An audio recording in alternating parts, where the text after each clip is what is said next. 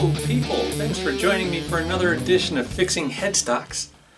I'm your host, Scotty D, and this is a Sire Marcus Miller V7 bass. Let's have a look at a broken headstock.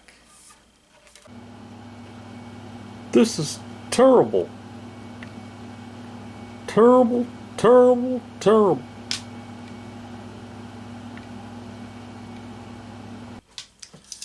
Okay. Did they really have to design this guitar to be 46.5 damn inches long? That's 1.5 inches shy of 4 feet long. And I banged it on a wall just bringing it up to the shop. It's too long. And it's too heavy. It weighs 11 frickin' pounds. I mean, if you're going to design a guitar this huge, you gotta be able to select some woods that aren't so heavy. But that's what they did. What can I say? I don't like it. My customer, he's already having some health problems because of the weight of this thing.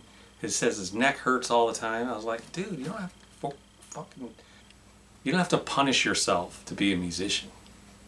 Anyways, let me get these tuners off. We'll see if we can glue this damn thing up.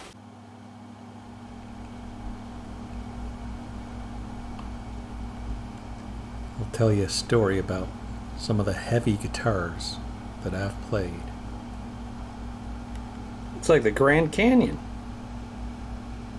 One of them was a 1975 Gibson Les Paul Custom. I swear that thing almost broke my back. The other one was a 89 G&L 2000, the L2000. It had a solid hard rock maple body and maple neck with a rosewood fretboard. Whew, that thing weighed just as much as this one. And I played it for all those years. And I only weighed 150. I definitely can't be holding one of these things. Anyways, I could remove one of the bushings, which was the main one that I needed to remove. But you'll also see that there are several other cracks. There are cracks going all the way up through all of it. I'm going to use this hammer handle to open it up a little bit. So I was able to go in and get thinned down Titebond original glue into these smaller cracks. Lost the footage of it. But here's the full strength Titebond. I didn't want to water this area down. One, I believe it's stronger if you don't water it down. And two, this crack was open wider than the other one, so I had no reason to thin it. I can force it in with my finger and with a 4/1000 of an inch feeler gauge. Just push all that glue down. Make sure it's going all the way down and through the other side. The other side was such a tight crack, though it really never made its appearance on the face side of the headstock.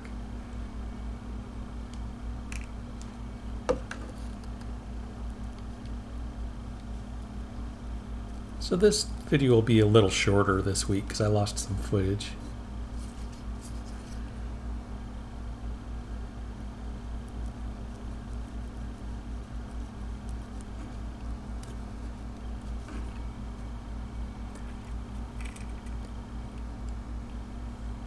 Once I have all the glue in, I'll pull out these MDF cauls that I made for the last Marcus Miller bass that was in with a broken headstock. Same kind of thing. It fell over with all that excess weight. It went bang! And believe me, there is a reason for gluing this up and fixing it. He broke it a long time ago and continued to take it around and play it like this. And I believe that you lose a lot of the transfer of energy from the strings up through the crack. Instead of it heading back down towards the bridge with the way it's supposed to, a lot of the vibrations get lost. So here's the neck caul I was talking about. I also think the other Sire, the Marcus Miller bass, was a roasted maple, which is maybe a little more brittle. it makes the wood a little more brittle. But unfortunately, he did continue to play it with a wide open crack, and some of his grubby mitts got in the crack. So now the crack looks dark. If he would have brought it to me right away and I could have glued it up fresh before it got dirt in it, I think it would have looked better. I didn't think to go cleaning it out or anything, of course. I just think of that kind of thing after the job is done. So I'll tape these cauls in place, if not just for a moment while I get the clamps in. I like these little bar clamps because they do have one kind of swivelly foot, but I ran out of bar. I'll need a longer one. Let's use a cam clamp. So I'll use 2 cam clamps and 2 bar clamps.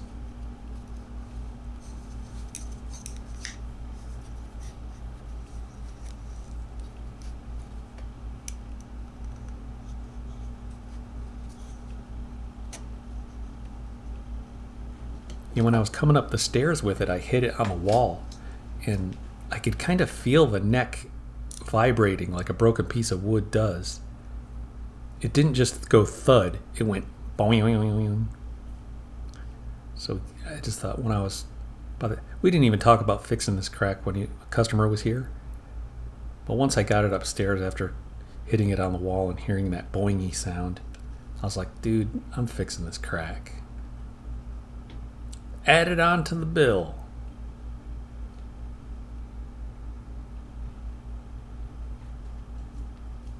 Actually, out of all the things I've done to this, or that I needed to do, the setup and all that, I think fixing this crack was the number one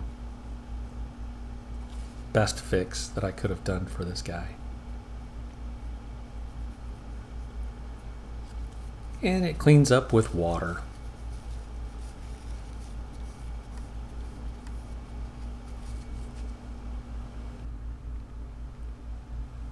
Can you believe those suntan lines? I was kind of shocked to see that.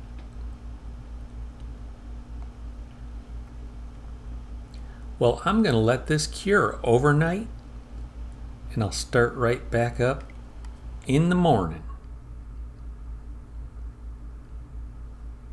Next day. Clamp removal time.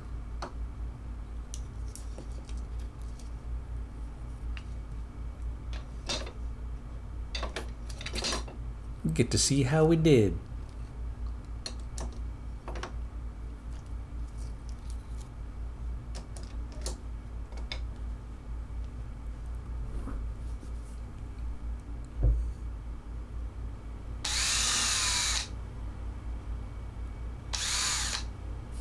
Looks like we done good. Okay, now this bushing doesn't want to press in by hand, so I'm going to ream it out with the big hand reamer. And I lost the footage, so sorry for the short video, but I reamed it so that it pressed in nicely with a quick grip clamp. We'll get the string retainer back in place. We'll restring it. I'm not restringing it, I'm just using the old strings.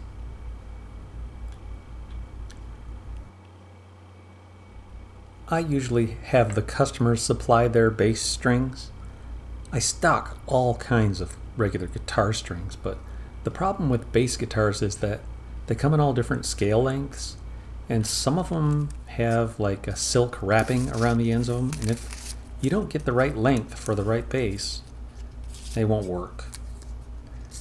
Well, now what I'm going to do is I'm going to take some of this Master Glue Ultra Thin, and I'm going to see if I can wick it into any of those microscopic cracks. I'm going to see if they need any gap filling. And I use the wax paper as a tool to bring the glue over. And this is CA glue, cyanoacrylate glue boost. And you can see it's not wicking in. At least not on this particular crack. So I don't need the the help from any of that glue on this crack. We'll just get it out of there, off of there, and move it over here to where the E string goes. Although they're hard to see, there were a lot of cracks. We'll see if we can get some of that to go down in this crack. Nope. Tight bond watered down did its job.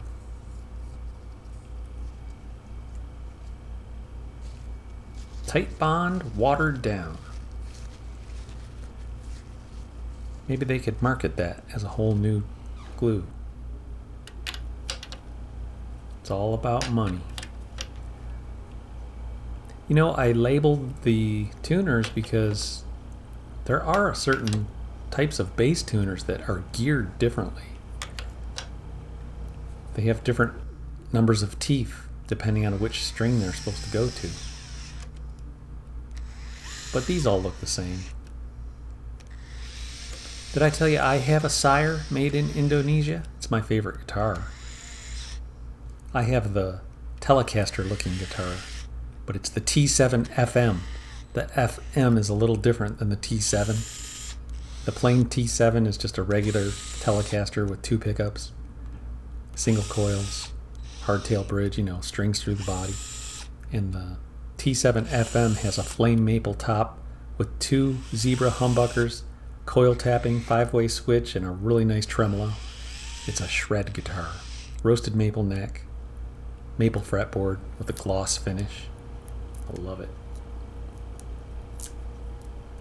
That's the Larry Carlton Sire, by the way, the one I'm talking about that I own. Now I'm going to test the batteries. This is the first time I've ever seen a 2-battery design. So I didn't even want to, get into the weeds on what this guitar does. I don't know what the circuit looks like or what it's supposed to do. But as a swell guitar tech, I just figured I'd give them 2 brand new Energizer industrial batteries, 9-volt. Now he's going to be in business. He's going to have that sustain back that he used to have before he broke it. He'll have the power of the 9 volts. And he'll be one happy camper.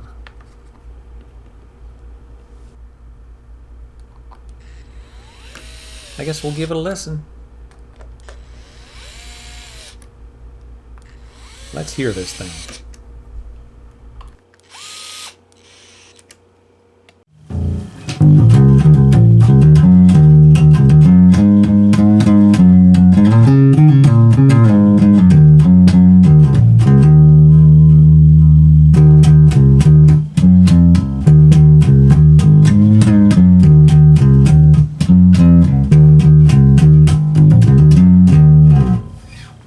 I'd like to thank you guys once again for tuning in to this week's episode of Fixing Headstocks. You can go back and look at all the Fixing Headstocks videos if you like. I'll put a link up here, and we'll catch you next time.